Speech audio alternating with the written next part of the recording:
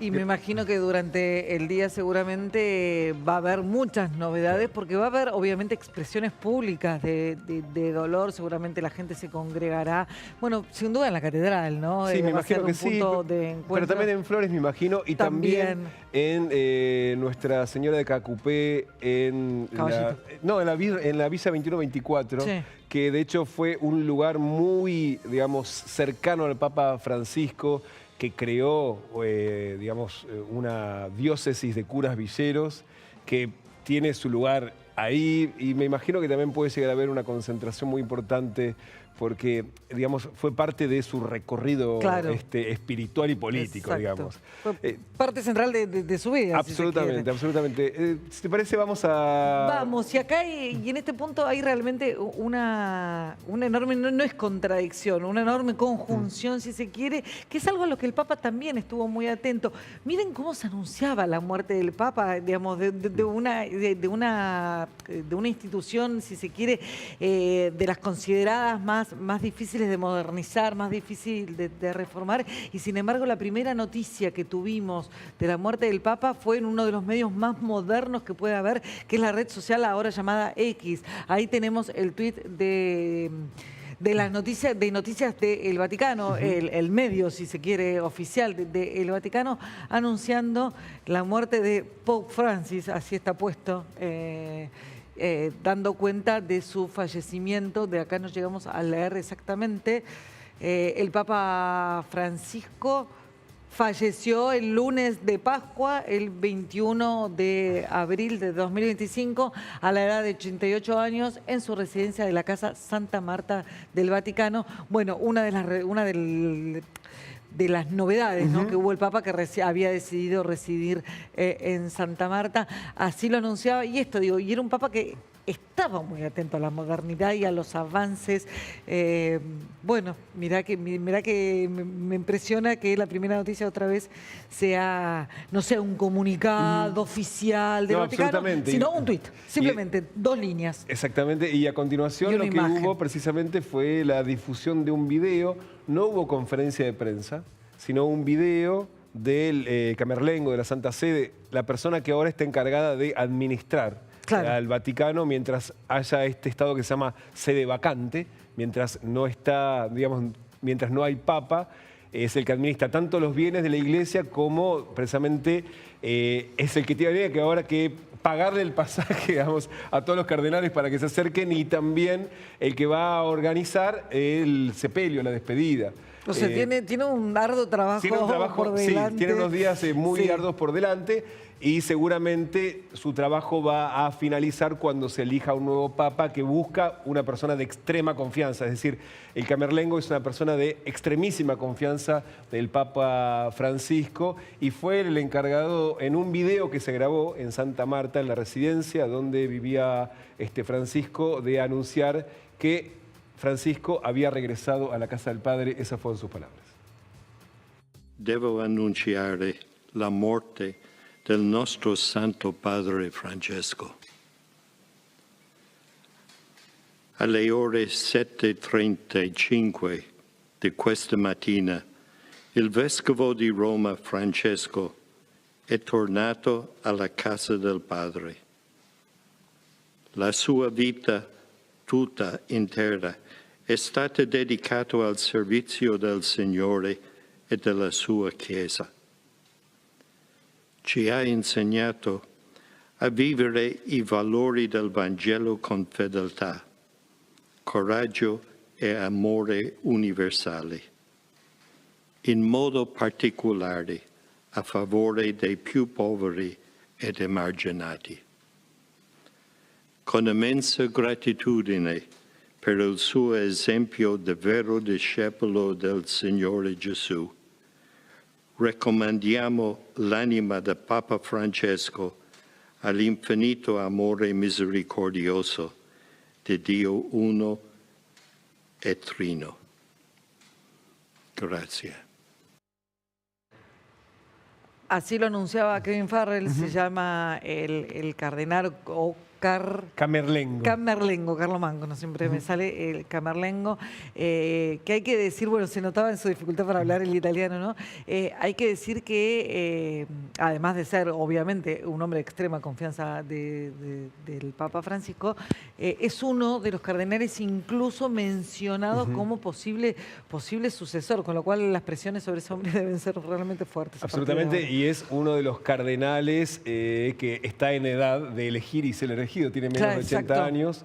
De hecho, el Papa Francisco dejó más de 100 cardenales nombrados por él, pero claro, no es que nombra cardenales que son todos francisquistas. No, por supuesto. Porque tiene que hacer un reparto de poder, pero de hecho los últimos nombró 20 en diciembre del año pasado e incluso nombró algunos muy jóvenes. De hecho, uno de los que va a estar nació en la década del 80. Estamos hablando de que el Papa Francisco buscó también con la renovación renovar al cuerpo de cardenales que eligen al Papa para que traten de sostener, como decías, sus reformas. Pero hay que ver después, sin Papa, cómo se comportan los que pueden ser convertidos en pastores. Una cosa es ser, digamos, pastor y otra cosa es ser parte del rebaño. Sin duda, y acá tiene que ver con, bueno, cierta tradición un poco de la Iglesia, que a un papa con mucho ímpetu reformista lo suele suceder uno bastante más conservador. Esto fue exactamente lo que, como bien decía Damián, en la conformación y en la designación de cardenales, el Papa Francisco trató de equilibrar para no sofocar sus propias reformas, que fueron muchas y fueron profundas. Uno desde acá por ahí veía otras características del Papa. Uno por ahí acá desde la Argentina lo que va a mencionar siempre es un Papa que no pudo volver a la Argentina o que no quiso. Nunca lo podremos terminar de dilucidar nosotros desde acá, pero desde el seno de la Iglesia lo que se advierte y los que siguen todas esas temáticas, bueno, realmente lo van a recordar como un Papa que sacudió muy fuerte desde el interior las estructuras vaticanas, con lo cual, bueno, ahora seguramente los ojos van a estar puestos, no ahora, ni mañana, ni siquiera la semana que viene, ni dentro de 15 días. La designación del Papa tiene por delante como mínimo mes y más. Sí, de hecho hay 15 días para convocar al colegio cardenalicio y máximo 20, se puede estirar a 20 días, pero después el tiempo que tengan los cardenales para elegir no tienen plazo, tienen sí votaciones por delante y tienen que lograr 2/3 de los cardenales para nombrar un papa, y si no es así, después de 40 votaciones, es un montón, sí, se puede elegir por la mayoría simple, por lo tanto tienen mucho trabajo por delante.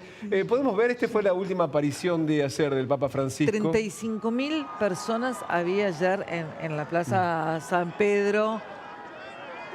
Primero dio la bendición Urbi et Orbi a la ciudad y al mundo, y después recorrió en el papamóvil.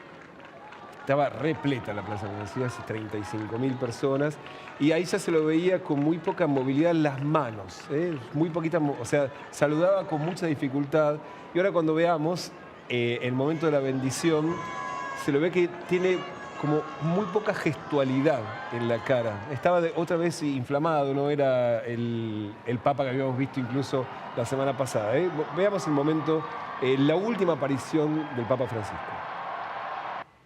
Cari fratelli e sorelle, buona Pasqua.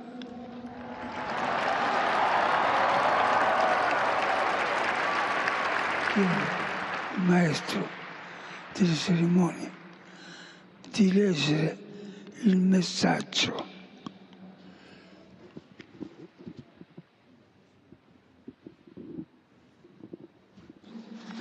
Pater et Filius et Spiritus Sancti. Amen.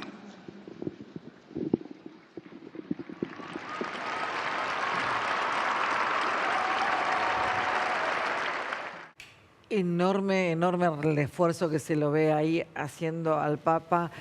casi como si lo sintiera en el cuerpo, también hay que decirlo. Sí, y conmueve el esfuerzo. Conmueve el Sí, esfuerzo, sí, exactamente, sí. enorme. Y también, obviamente, bueno, después de la salida del Instituto Gemelli, obviamente la cantidad de gente que hay, porque no es habitual esa cantidad de gente, obviamente siempre para un domingo de Pascua, siempre hay mucha gente en Piazza San Pedro, pero ayer era una cantidad incluso muchísimo mayor. Y bueno, para ver lo que fueron, lamentablemente, las últimas imágenes del Papa. Y de hecho, para los italianos, el Papa Francisco era un Papa muy, muy querido, en particular también por las reformas, pero... Porque fue un Papa cercano. Sí, sí, sí. Y de hecho había como una fascinación por el Papa Francisco. Gente joven que nunca se había acercado a la iglesia se había acercado por el Papa Francisco. Lo cierto es que yo me imagino que más allá de lo que a nosotros nos pasa como argentinos, porque era, como vos dijiste, claro, el argentino más importante de la historia, estamos hablando de que para los italianos, por la cercanía, porque uno podía de hecho ir al Vaticano y más de una vez cruzárselo caminando dentro de la basílica, o que iba a una parroquia, digamos, era un tipo muy cercano, hacía de obispo de Roma. Bueno, no de hecho, solamente el jueves, Papa, ¿no? de hecho el jueves había estado en una cárcel de Roma haciendo lavado de pies. Exactamente. Estas imágenes que estamos viendo son en vivo. Son en vivo. Desde la Plaza San Pedro, y que ya de hecho se está congregando gente. No es automático digamos, que comienza el velorio, si uno se acuerda de lo que fue. No el caso de Benedicto XVI, que fue muy, muy raro, muy atípico porque renunció. Exacto, pero bueno, histórico, claro, histórico, inédito. Y que hayan convivido dos papas, pero si uno piensa cómo había sido de Juan Pablo II, que falleció un 2 de abril, y el 8 de abril fue precisamente el velorio, la despedida, y recién el 19 de abril se anunció la elección de Benedicto XVI. Bastante rápido, pero hubo un periodo sin papa que fueron en total de 17 días, pero lo primero que ocurre es precisamente la despedida, el entierro, ¿no? Que todavía habrá que ver dónde va a ocurrir, ¿no? Está... Porque ayer todavía había dudas si va a ser en Santa María Mayor, que es Santa María Mayor, y que es donde él sí. eligió, exacto, y que es diferente de lo que lo que estaba establecido por el protocolo vaticano hasta el momento. Son 15 días en principio de sepelio, de velorio, de despedida.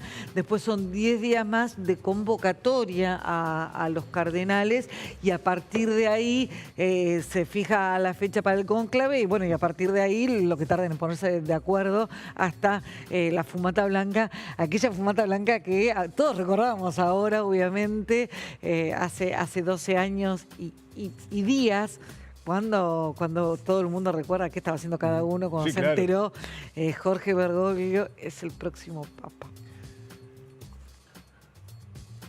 Vamos a repasar otro momento ayer. El Papa Francisco no solamente había aparecido para dar la bendición que recién veíamos, sino también un ratito antes de asomarse al balcón de la Basílica de San Pedro, había estado con J.D. Vance, el vicepresidente de los Estados Unidos, que se convirtió al catolicismo no hace muchos años, era protestante, es católico, del ala más conservadora de la Iglesia, y en un contexto muy particular en el que el Papa Francisco había hecho una advertencia, ¿se acuerdan? En enero le habían mandado una carta a todos los obispos estadounidenses, precisamente los había invitado a proteger a los más débiles, a cuidar al migrante, ahí está con J.D. Vance. Deji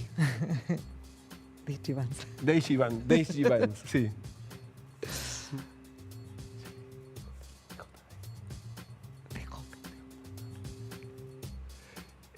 Bueno, ahí está junto a su mujer. Y en definitiva, bueno, un recuerdo más que preciado se lleva el vicepresidente de Donald Trump. Tal cual.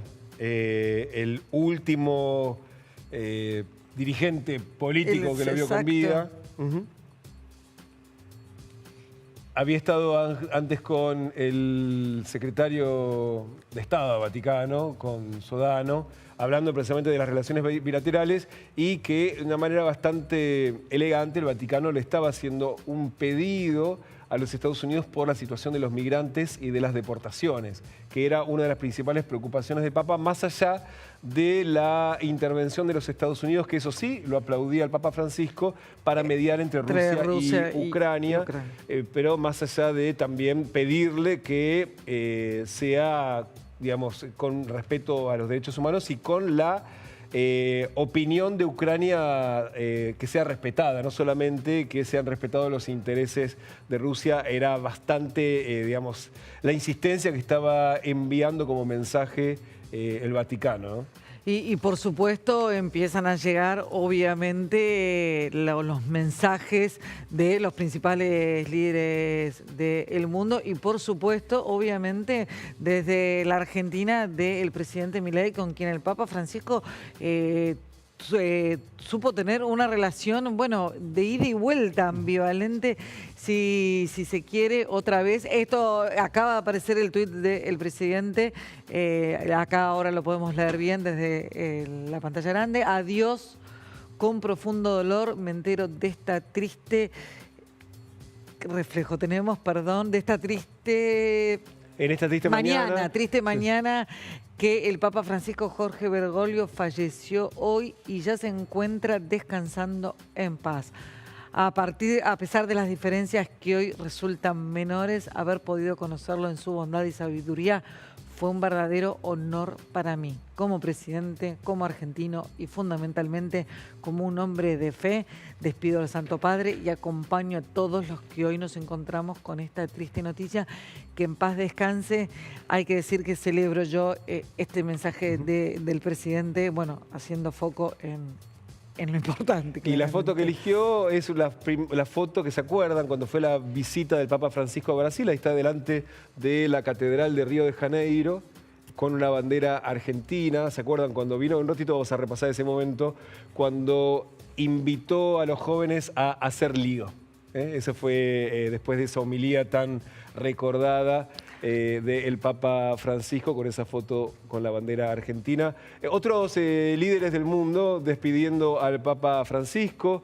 Ahí tenemos a Emmanuel Macron, desde Buenos Aires a Roma. El Papa Francisco quiso que la Iglesia lleve alegría y esperanza a los más pobres, que una a las personas entre sí y con la naturaleza, que esta esperanza se eleve continuamente más allá de él. Mi esposa y yo enviamos nuestros pensamientos a todos los católicos y al mundo doliente.